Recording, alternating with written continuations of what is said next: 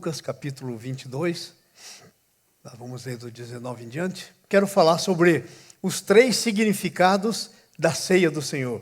A ceia do Senhor tem 3 significados. O primeiro significado é uma lembrança do que Jesus fez no passado. Jesus já fez, já está consumado. Quando ele abriu o braço na cruz, ele disse assim: está consumado. Significando, não tem mais nada para ser feito. Tudo que tinha que ser feito, já foi feito. Então esse é o primeiro significado. É uma lembrança do que Jesus fez. Segundo significado, é um símbolo do nosso relacionamento com Ele nos nossos dias. Hoje. Então, quando a gente participa da ceia, nós estamos falando de relacionamento. Relacionamento que não começou em nós, começou nele. Quando Ele entregou seu próprio corpo em favor de nós. Derramou seu próprio sangue em nosso favor. Começou nele o relacionamento. Então nós estamos falando do passado, do presente, esse relacionamento que nós podemos ter com Ele, mas também nós estamos falando de uma promessa do que Ele falará no futuro. Ele diz que Ele vai voltar para nos buscar, então nós vamos participar de uma grande ceia no nosso encontro com Ele. Então tem 3 aspectos, o passado, o presente e o futuro. Amém? No passado, a Santa Ceia fala da memória da morte de Jesus. Memória da morte de Jesus. Agora presta atenção. Memória da morte de Jesus significa uma lembrança com entendimento. Você não pode celebrar a memória de nada, de alguma coisa que você não entende. Então, muitas vezes nós estamos tomando a Santa Ceia até sem muito entendimento. E isso não celebra a memória. Porque para você celebrar a memória, tem que estar vivo na tua mente o que foi que aconteceu, que você está celebrando. Amém? Por isso é que o Paulo diz que aquele que come e bebe sem discernir o corpo de Jesus, está comendo e bebendo condenação. Porque não tem discernimento. Então, na memória de Jesus, ele exige um discernimento, um entendimento do sacrifício que Jesus fez por nós.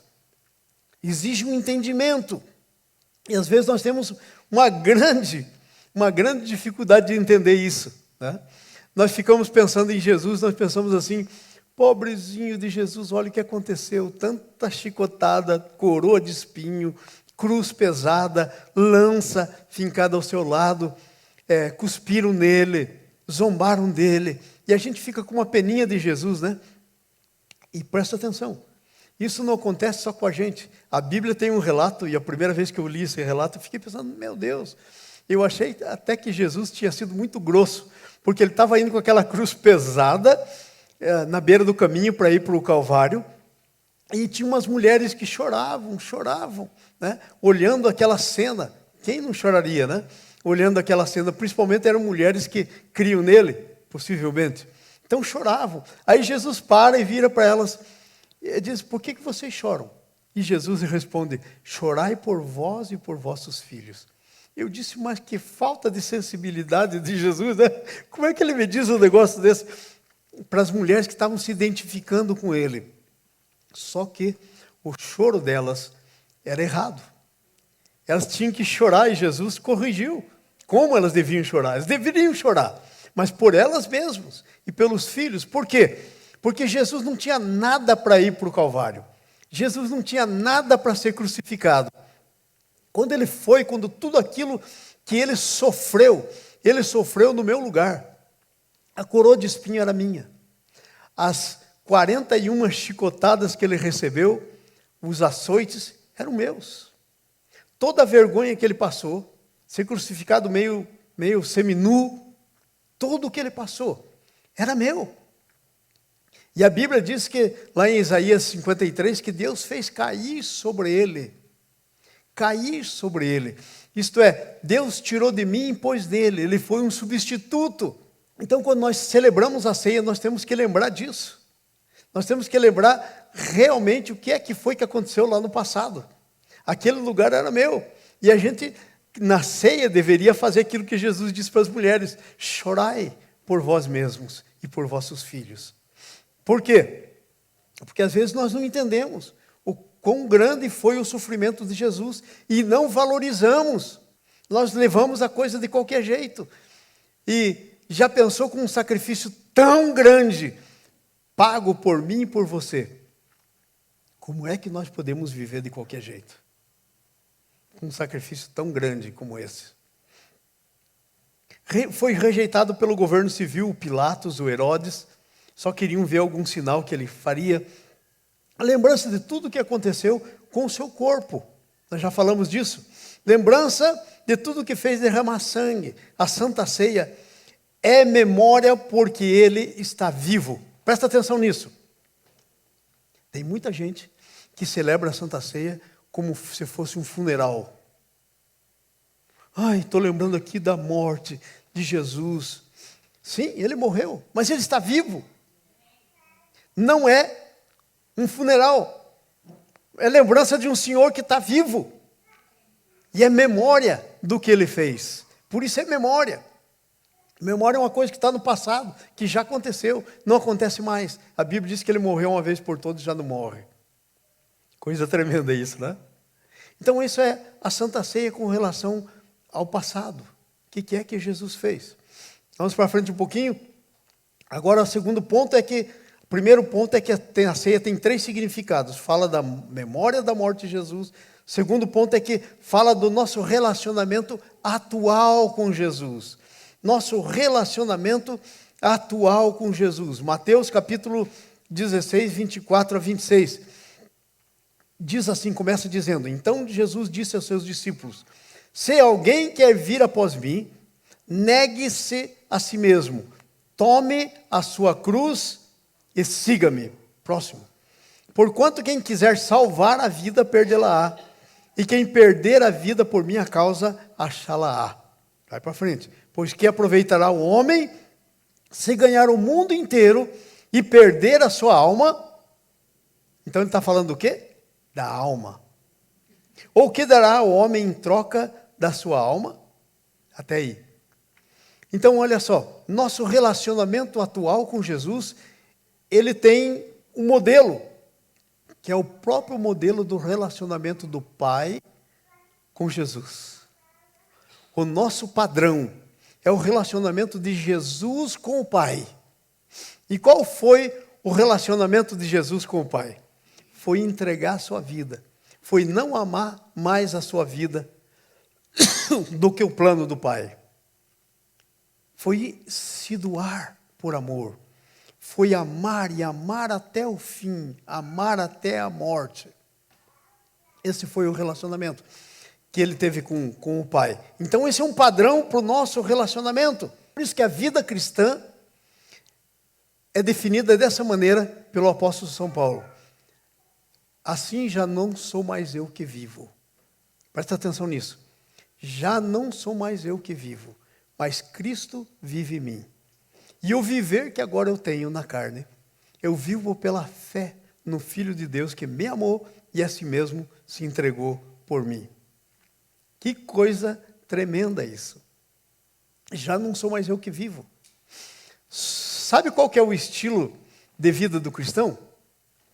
Parece esses filmes que estão na moda aí de horror, né? The Walking Dead. O estilo da vida cristã é um morto andando. Já não mais eu vivo. Ué, se você não vive, você é o quê? Morto. Mas Cristo vive em mim. E eu viver que agora vivo na carne, eu vivo pela fé. Então, já não é mais eu, não sou mais eu, já não é mais você que está vivendo. Você vive com outra vida emprestada. Um dia, eu estava num grupo de jovens, ninguém era cristão, e me pediram para mim falar alguma coisa. Era um grupo bem grande de jovens. E aí me veio à mente aquela história de Jesus ressuscitando o filho da viúva. E a pergunta que eles me fizeram, que eles queriam que eu falasse, era: o que realmente é ser cristão? Eu disse: meu Deus, isso leva uma vida inteira falando, e não vai falar tudo. Como é que eu vou resumir isso para esses jovens? Aí me veio na mente, o Espírito Santo trouxe na minha mente, Jesus ressuscitando o filho da viúva de Naim. A Bíblia diz que Jesus vinha com uma multidão, Aí chegou perto do muro da cidade, a porta da entrada, e de lá para cá vinha uma outra multidão que vinha seguindo o enterro, um velório, isso, sepultar o filho da viúva. E aquela multidão vinha andando. E aí então as duas multidões se encontram na porta. E aí a Bíblia diz que Jesus para e ele vai até o caixão do morto e ele toca no caixão. E ele diz: jovem, eu te ordeno, levanta-te. E então aquele jovem se levantou da morte. E desceu do caixão. Imagina você acordar dentro do caixão, sendo levado talvez por 4 pessoas, né? Sei lá quantas pessoas. Você se acordar dentro do caixão, no caminho da sepultura. Que coisa! Ele se acorda então, e a Bíblia diz que Jesus pega ele e devolve para a mãe. E aí então eu continuei falando com os jovens. Eu disse assim: vocês me perguntaram o que realmente é vida cristã? Aqui está um exemplo do que é vida cristã. A vida desse jovem tinha terminado, ok? Agora então Jesus vem, toca nele, a vida que sai de Jesus entra nele. Então ele levanta, mas agora ele não levanta mais com a vida dele. Ele levanta com a vida de um outro. Sabia que a tua história é assim? Você está aqui sentado, você anda e você veio até aqui, mas quer saber de uma coisa? Você está andando pela vida de um outro. Você está andando pela vida de um outro. É a vida de um outro que faz você caminhar. Vocês estão entendendo? Então o que acontece? Acontece que muitas vezes nós não temos essa visão. E aí eu fiz só uma brincadeirazinha com eles. Eu disse assim, ó, esse jovem então que estava morto, filho da viúva, ele tinha um amigo que estava em outra cidade. E aí esse amigo ouve que ele tinha morrido e ele estava vindo, mas ele não sabia que ele estava ressuscitado. Então aí ele chega e o que é que acontece? Ele vê o outro vivo. E ele fala: mas o que aconteceu? Ele falou: não, estava morto, eu acordei dentro de um caixão, estavam me levando para a sepultura. Ele disse: mas você está aqui vivo? Ele disse: não, veio aqui um tal de Jesus, tocou em mim e disse: levanta, né? E a vida dele passou em mim. Aí, então o jovem amigo dele diz assim: ah, então quer dizer que agora você está vivendo a vida dele? Aí ele pensa: ah, é isso mesmo. Agora eu não estou vivendo mais a minha vida, porque a minha já se foi. Eu estou vivendo a vida dele. E aí outro jovem, seu amigo, lhe pergunta: então quer dizer que agora, quando você vai fazer alguma coisa, você já não é você que decide o que vai fazer? Se você está vivendo a vida dele, de Jesus. Então quer dizer que é ele que decide? Aí o jovem pensou: uau, é mesmo? É ele que decide, eu não posso mais decidir, a vida não é minha. Você já não pode mais dizer, então, a vida é minha, eu faço o que eu quiser. A vida não é tua. Entender o que é ser cristão? É isso. Não sou mais eu que vivo. Esse é o presente. Quando você pega o pão da Santa Ceia, aquilo é um símbolo da pessoa de Jesus, e você come aquilo. Quer dizer que aquilo vai para todas as células do seu corpo, simbolizando a vida do corpo de Jesus que foi entregue e que foi recebida de novo na ressurreição. E aí então o teu corpo é todo energizado pela vida de Jesus.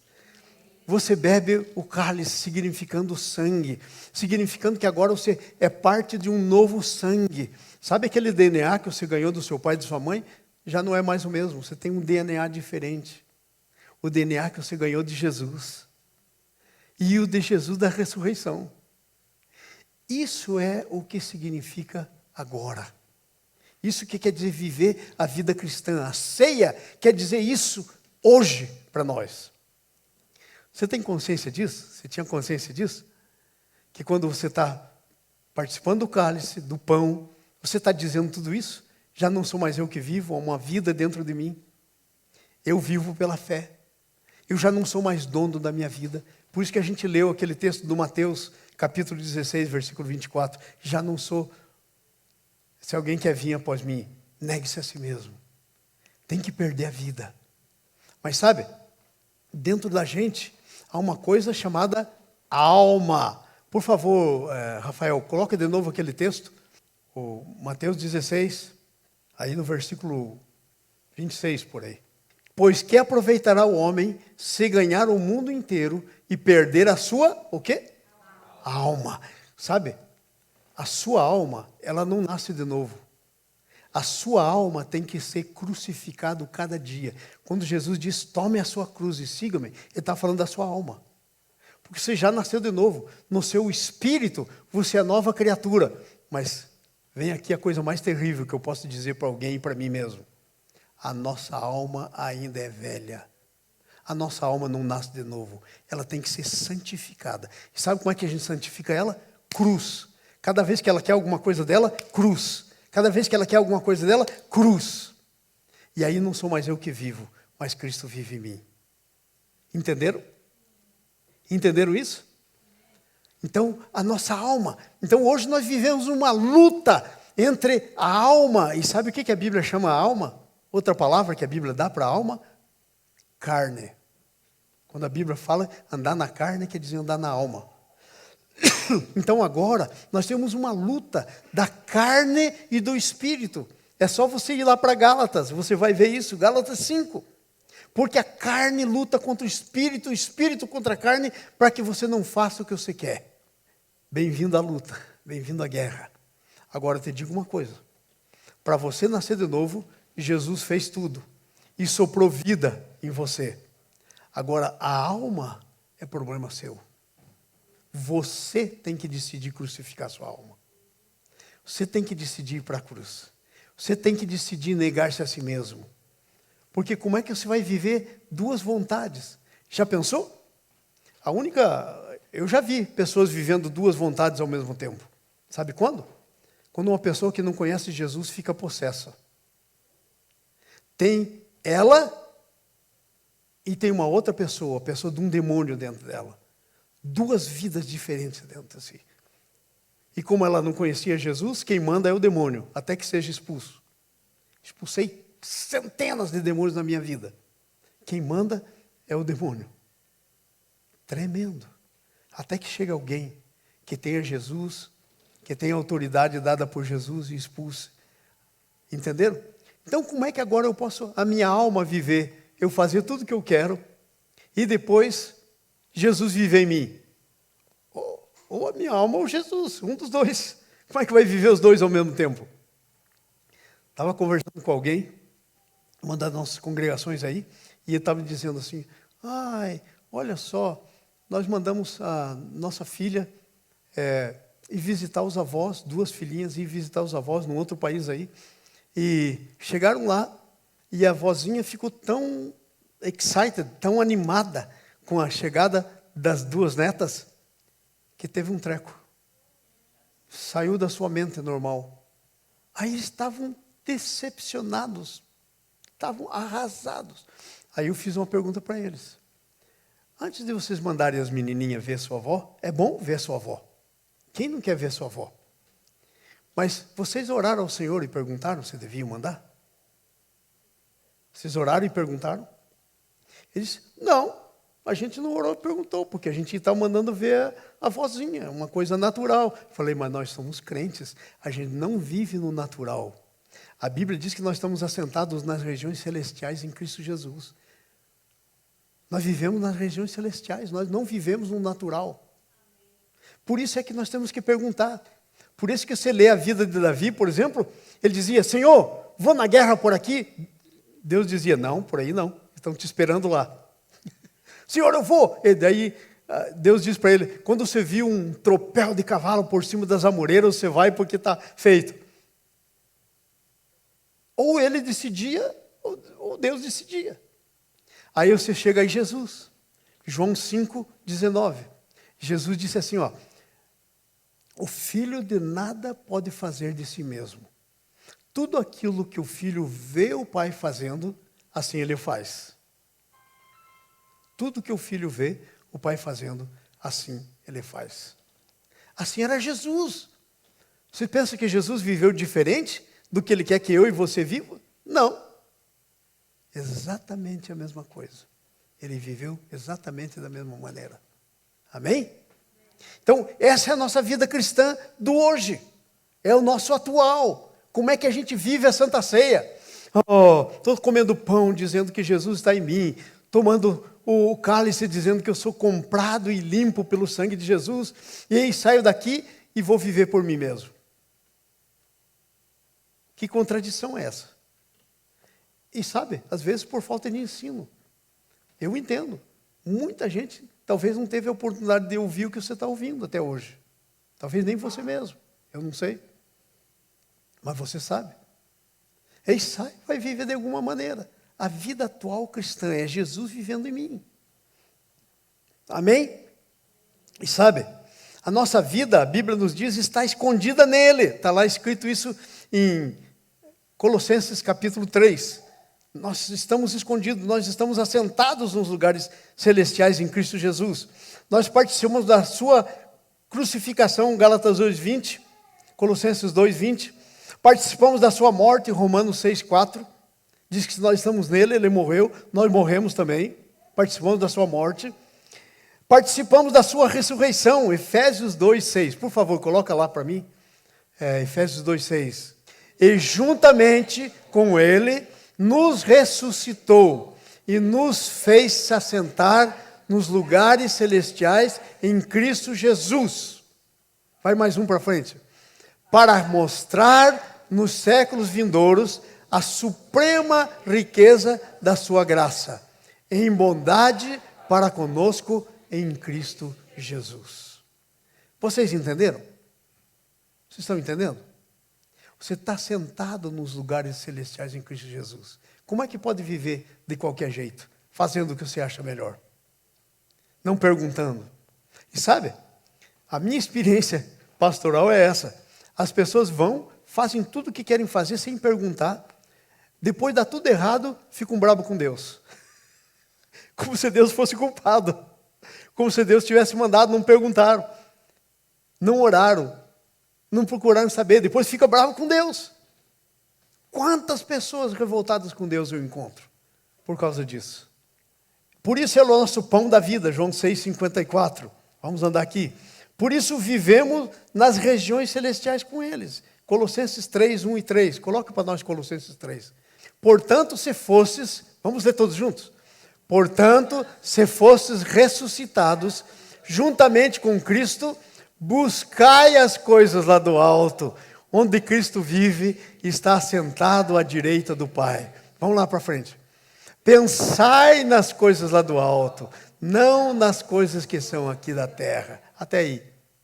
Entenderam? Esse é o estilo de vida atual que a Santa Ceia fala. É assim que eu e você temos que viver. É isso que nós declaramos quando tomamos a Santa Ceia para a nossa vida atual. Amém? Vamos para o último ponto aqui, estamos terminando. Fala da volta de Jesus. Gente, se Jesus não voltasse, seria uma coisa terrível. Se Jesus não voltasse para buscar a gente. Veio, morreu, nos ganhou, nos comprou, nos ressuscitou, nos deixou vivo. E daí? O que é que tem para frente? Nada. Então ele vai vir buscar a gente. Se a gente não for com ele antes. Mas mesmo que a gente vá com ele antes, ele vai vir para ressuscitar o nosso corpo, para a gente ter um corpo semelhante ao da ressurreição. Não vai ser mais esse corpo velho, que se cansa, que tem doenças, açúcar alto, pressão alta, e aí vai, né? Estou me descrevendo. Não vou, por isso eu não fico desesperado. Eu não fico desesperado porque eu vou ter um corpo semelhante da ressurreição. Ele vai vir para me buscar. E se eu for para ele antes, depois ele vai ressuscitar. E eu vou ter um corpo glorificado como o dele. Sem nenhum desses problemas na eternidade. Veja que coisa tremenda isso, hein? Mateus capítulo 26, versículo 29. Lembra que esse mundo não é o nosso endereço. Mateus 26, 29, estão aí? Digo-vos que, desta hora em diante, não beberei deste fruto da videira até aquele dia em que hei de beber convosco, aonde? No reino do meu Pai. Tem um reino te esperando. E sabe, se você quiser ler essa descrição, vai lá no Apocalipse. Ruas de ouro. O melhor que o João pôde entender. E ainda ele não conseguiu descrever como é realmente. Uma bela descrição e ainda não chegou lá. Ruas de ouro, rios como mar de cristal, e assim vai. Mas é lá que nós vamos, nosso endereço não é aqui. Então eu quero fazer uma pergunta para você nesse ponto aí agora. Como é que você está vivendo? Você está vivendo como se o teu endereço fosse aqui? Como é que você está vivendo a tua vida? Como se fosse tudo aqui? Tem um amigo meu que diz assim que caixão não tem gaveta, né, para pôr todas as coisas que a gente tem que gavetar e levar junto. Ninguém leva. O próprio Jesus disse a parábola do homem que plantou e colheu, e daí não tinha lugar para pôr no celeiro, derrubou o celeiro, fez outro celeiro e disse: "Oh, minha alma, tem agora muitos bens, então bebe, come e folga." E aí vem a pergunta: louco, hoje mesmo te pedirão a tua alma, e o que tens preparado para quem será? Por isso que Jesus ensina, não tesouro para você coisa aqui na terra. Ele não está dizendo, não desfrute. Ele não está dizendo, não tem um carro bom. Ele está dizendo, não deixe o teu coração estar no seu carrão. Não deixe o seu coração estar na sua lancha. Não deixe o seu coração estar na casa bonita, tremenda que você vive para receber os amigos. Não deixe o teu coração estar lá. Você pode ter tudo isso. Mas o problema é onde está o coração. Porque a Bíblia ensina claramente, onde está o coração, aí está o seu tesouro. Aí está o seu tesouro. Onde está o seu tesouro, aí está o seu coração. Onde está o coração, está aí o seu tesouro. Entenderam? Então, Jesus não é contra desfrutarmos essa vida. Mas Jesus é contra a gente viver como se fosse ficar aqui. Aí a coisa pega. Aí a coisa pega. Então, a pergunta é essa. Como é que nós estamos vivendo? O nosso final é uma nova terra, Apocalipse 21. Por isso, devemos viver agora, olhando o futuro. Olhando o futuro. Eu lembro que, alguns anos atrás, no tempo da pandemia, mais ou menos, a gente parou de se congregar, né, e tal. E aí eu perguntei para Deus: Senhor, agora eu vou precisar fazer o seguinte, eu vou precisar ter uma outra maneira de entrada para a minha vida, né? Porque eu não vou ter o salário da igreja, a igreja me paga, não vou ter salário, não vou ter nada. E eu fiz a pergunta para o Senhor: o que eu deveria fazer, Senhor? Aí o Senhor me lembrou que lá pelo ano de 2003 eu tinha feito um curso de investimento em estoques no mercado de ações. E aí eu disse: é mesmo. E aí eu orei ao Senhor e disse: bom, Senhor, eu estou enferrujado desse negócio. Como é que vai ser isso? Como é que vai ser isso? E eu orei e falei: Senhor, me dá uma direção nesse negócio. Eu sei como pôr lá os stops, sei fazer tudo isso aí, me lembro até hoje. Mas eu posso aplicar na estoque errada e perder o que eu não tenho. Aí me veio na ideia de investir na Moderna. A Moderna estava 36 quando eu comprei a primeira vez, a ação da Moderna, essa da vacina do Covid. Estava 36. Aí eu falei para o Senhor: mas Senhor, tá bom, essa aí eu investi nisso, e acho que eu entendi, né? Mas eu não tenho dinheiro. Aí o Senhor falou comigo: você tem cartão de crédito, pega o cartão de crédito, tira o dinheiro, põe, depois você recebe, paga logo o cartão antes de ter juro. Investi 3 mil. Não deu menos de uma semana. O negócio foi para 48. Vendi, paguei, peguei o resto e apliquei. Aí foi para 60 e tanto. Sabe? Durante esse tempo, o Senhor me abençoou, eu ganhei muito, muito, muito, muito mais do que se eu tivesse ganhando o salário da igreja. Mas aí, eu notei que eu comecei a ficar assim, ó. Telefone, né? Eu tinha o estoque no telefone. E quase toda hora eu estava lá. Eu falei: Senhor, esse negócio está saindo do controle. E eu fui orar. Eu falei: Senhor, e agora? Qual que é o próximo passo? Ele falou: vende tudo. Deixa a tua conta lá que você sempre teve zerada. Fui lá, vendi tudo. Nunca mais apliquei. Depois disso. Então, nós não entendemos que o nosso negócio não é aqui. O nosso olho cresce, o nosso coração fica na coisa. E se a gente não cuidar, a nossa alma vence. Porque a nossa alma é insaciável. ela ganha e ela quer mais. E nunca chega. Só você olhar para as pessoas que não conhecem Jesus e são ricas. Não tem limite. Então a gente tem que cuidar. Tem que cuidar da nossa alma. Temos que submeter a nossa alma. Temos que fazer igual Davi fazia. Sabe como é que Davi fazia com a alma dele? Dizia, entra no teu sossego, minha alma. Estava agitado, gente perseguindo, exército vindo. Ele dizia, entra no teu sossego, minha alma. Então nós estamos falando das três maneiras, os três significados da Santa Ceia. Significado da morte, já vimos. Fala do nosso relacionamento atual com Deus e fala da nossa esperança no futuro. Como é que nós estamos vivendo? Com a esperança no futuro ou com a esperança aqui e agora? Note, eu quero deixar isso claro para vocês, porque às vezes as pessoas ficam querendo voltar para a Idade Média, em que as pessoas vendiam tudo que tinham e se enclausuravam tipo de uma prisãozinha e se batiam com chicote. Era a espiritualidade da Idade Média. Totalmente errada. Não deu certo. A história mostrou que isso aí não deu certo. Os monges, não deu certo, não funcionou. Por quê? Porque não é essa a maneira de Deus. A maneira de Deus é o coração. Você pode desfrutar tudo, só não pode trocar o teu coração por nada. Teu coração tem que pertencer ao Senhor, e só a Ele. Mas você pode desfrutar, não tem nada de errado. Se tem uma boa casa na praia, aliás, quando comprar uma, me convide.